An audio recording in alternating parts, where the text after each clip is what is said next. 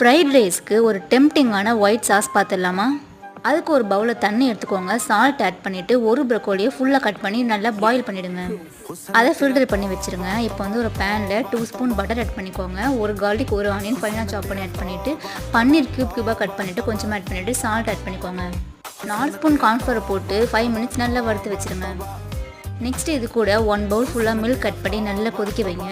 இது கூட பெப்பர் தேவையான அளவுக்கு போட்டுக்கோங்க. சில்லி ஃப்ளேக்ஸ் 1 ஸ்பூன், ஃபில்டர் பண்ணி வச்ச எல்லா ப்ரோக்கோலியும் இது கூட ஆட் பண்ணிவிடுங்க. நல்லா மிக்ஸ் பண்ணி வச்சுட்டு ஸ்ப்ரிங் ஆனியன் 1 ஸ்பூனும் கார்ன் 1 கப்பும் ஆட் பண்ணிவிடுங்க. அவ்வளோதான் ஃப்ரெண்ட்ஸ், சூப்பரான பன்னீர் ப்ரோக்கோலி ஒயிட் சாஸ் ரெடி ஆகிடுச்சு. சர்வ் பண்ணிடலாமா? ஒரு கரண்டி ஃப்ரைட் ரைஸ் போட்டுக்கோங்க, 1 ஸ்பூன் ஒயிட் சாஸ், நெக்ஸ்ட் வந்து ஒரு கரண்டி ஹனி சில்லி போட்டு ஆட் பண்ணிக்கோங்க.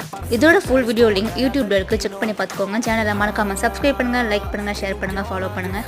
மார்னிங் சூப்பர் வீடியோவில் பார்க்கலாம். பாய். எல்லாம் ரெடியா? எப்போ ரெடி வந்து டேஸ்ட் பாருங்க. சர்ப்ரைஸ்